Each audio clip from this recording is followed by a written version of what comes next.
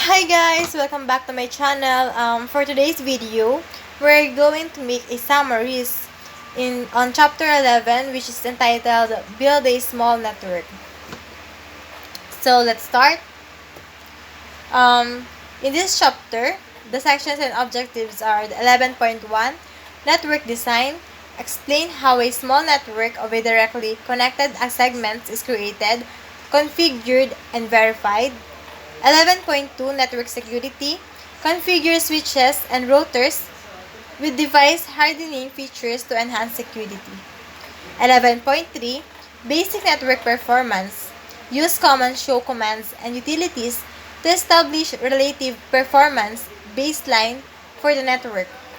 And lastly, the 11.4 Network Troubleshooting.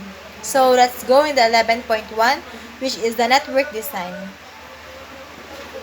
Um, the majority of business are small and typically require small networks consisting of a single router with one or more switches and possibly one or more wireless access points. The business might also have IP phones.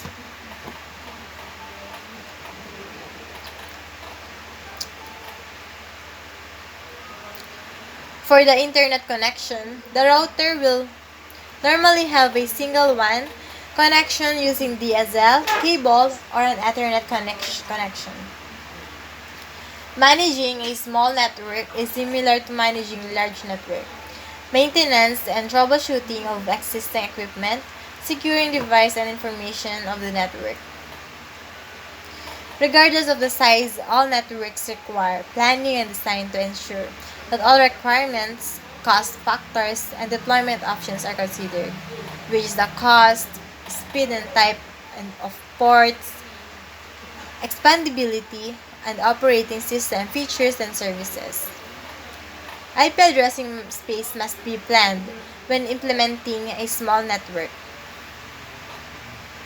There are different types of devices with factor into IP design including end devices for users, servers and peripherals, hosts that are accessible from the internet, and lastly, the intermediary devices. Reliability is another important element of network design. A network failure can be costly. The figure to the left represents a data center network. There are four types of redundancy in this figure: redundant servers, redundant links, redundant switches, redundant routers. A server link switch or router could fail and the network would continue to function. There are two forms of software programs: the network applications. This is the software programs used to communicate over the network, and the application layer services. The other programs need the assistance of application layer services to use network resources such as the file transfer, or network prince pooling. Each application or network services uses protocols which define the standards and data formats to be used to format and direct data. Um,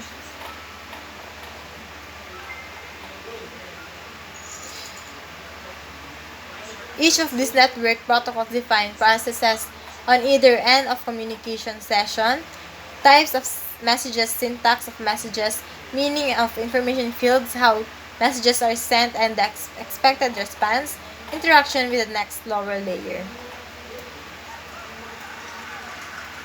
To scale network, the following are required: network documentation, device inventory, budget, and traffic analysis. Let's go to the 11.2, which is the network security. Computer networks are essential to everyday activities.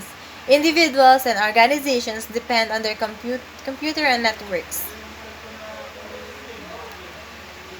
The four types of threats might occur: information theft, data loss and manipulation, identity theft, and disruption of service. There are four classes of physical security: that must be dealt with: hardware threats, environmental threats, electrical threats, and lastly, the maintenance threats. There are three types primary vulnerabilities that can lead to various attacks. Here are some samples. Technological, which is weaknesses within insecure protocols, configuration, and security policy.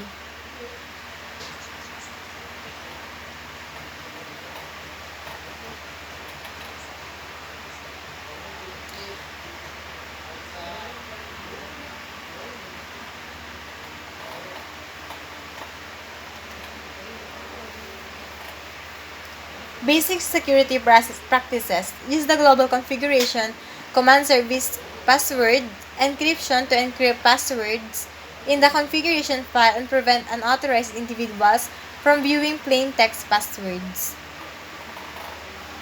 In the 11.3 Basic Network Performance, the use of the ping command is a very effective method to test for network connectivity to a particular host server device. It is an important first step in the troubleshooting a network failure. The ping command uses the Internet Control Message Protocol and verifies layer 3 connectivity. A ping issued from the iOS, such as a Cisco router, will yield several indicators. The most common are exclamation, which indicates receipt of an ICMP echo message. This is what you want to see. Dot indicates a time expired while waiting for an ICMP echo reply message. And last is the U, an ICMP unreachable message we received. The extended trace route command is a variation that will allow the network administrator to adjust parameters related to the command. This command is very useful when troubleshooting routing loops, determining the exact next hop router, or determining where packets are getting dropped by the router or denied by a firewall. The extended trace route command can be useful in locating the problem. To the command, type trace route and press and enter. While ping sends ICMP packets, trace route sends IP packets with double TP value 30 by default.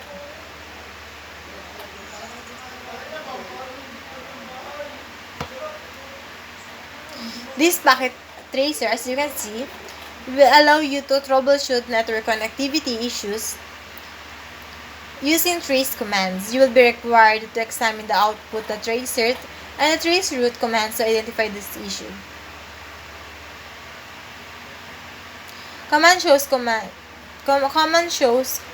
include show running config, show interfaces, show ARP, show IP route, show protocols, and show version.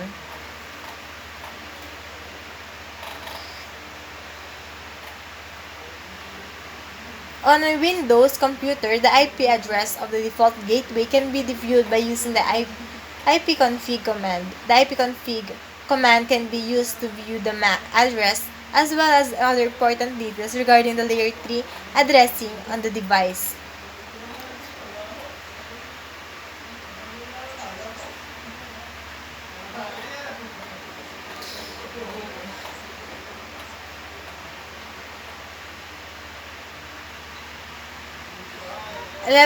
Network troubleshooting.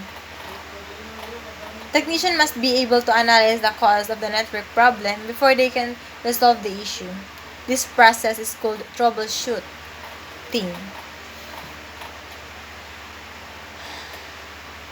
The Cisco iOS includes powerful tools to help with troubleshooting and verification such as ping, trace route, and show IP int brief. Duplex operation. In data communication, duplex refers to the direction of the data transmission between two devices such as the router and the switch. Half duplex, the data is restricted to one direction at a time. full duplex, the data can go both directions at the same time. For the best communication performance, two connected Ethernet network interfaces must have matching duplex configurations. They must both be set to the full or half. Ethernet auto-negation was designed to help with this configuration but could lead to problems if one side is set to auto and the other is not. So,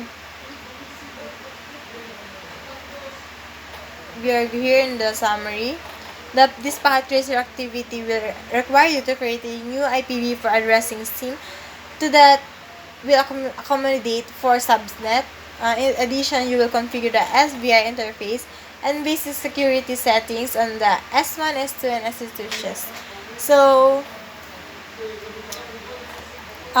in this chapter, I already explained the features and functions of Cisco iOS software, how to configure initial settings on a network device using a Cisco iOS software, and exactly, I have already given an IP addressing scheme, configure IP address and parameters on end devices to provide end connectivity in a small to medium-sized business network. So that's all. We're done, and thank you for watching, guys. But before you go, please don't forget to subscribe and click the notification bell so that you will be updated on my other videos that will be uploaded. Bye, guys!